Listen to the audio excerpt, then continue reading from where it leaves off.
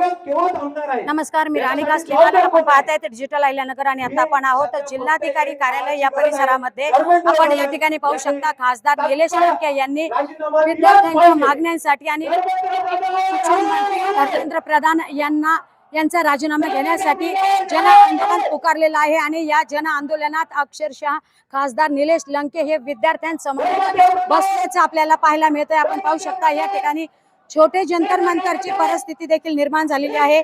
परीक्षा घोटाळा, paper leak आणि शिक्षण व्यवस्थेतील भ्रष्टाचार विरोधात लोकनेते खासदार निलेश लंके यांच्या मार्गदर्शनाखाली महापालिकेतील छत्रपती शिवाजी महाराजांच्या प्रतिमेस पुष्पहार अर्पण करून जिल्हाधिकारी कार्यालय येथे विद्यार्थ्यांसमवेत जन आंदोलन पुकारण्यात आले असून खासदार निलेश लंके आंदोलनात आघाडीवर असल्याचं पाहायला मिळतंय.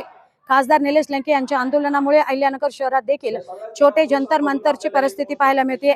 शिक्षण मंत्री धर्मेंद्र प्रधान यांच्या राजीनाम्याची मागणी जोर धरू लागली आहे.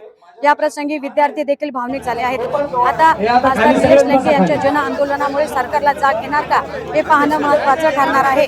मला डॉक्टर व्हायचं होतं. माझ्या आई वडिलांनी माझे सगळे स्वप्न पूर्ण व्हावे म्हणून मला एकुलती एक सुद्धा ठेवलं.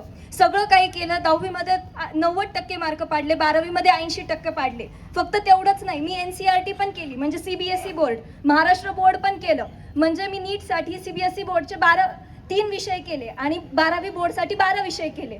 तरी सुद्धा त्याच्यामध्ये मला 80 आणि 90% जर मार्क पडत जर असतील तर मला हेच कळत नाही. माझ्या OMR शीट मध्ये माझ्या फिजिक्स आणि ह्याचे का बरं मला काहीच उत्तर दिसत नाहीये.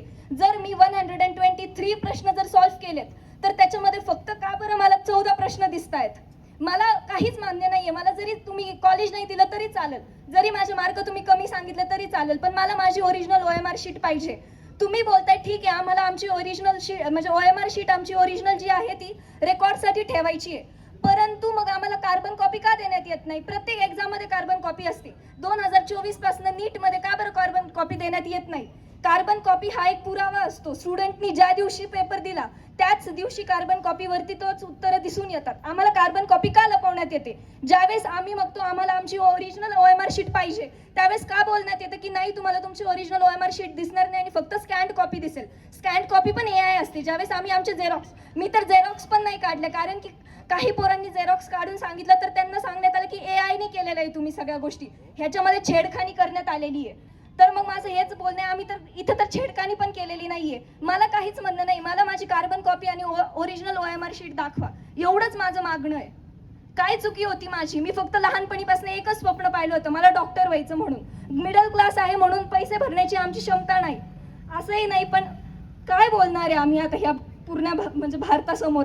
आम्हाला का बरं न्याय देण्यात येत नाही? आमची काय चुकी होती? आम्ही लहानपणीपासून अभ्यास केला होता. फक्त एक स्वप्न होतं माझं, मला फक्त डॉक्टर व्हायचं म्हणून. आई वडिलांचं स्वप्न पूर्ण करायचं होतं.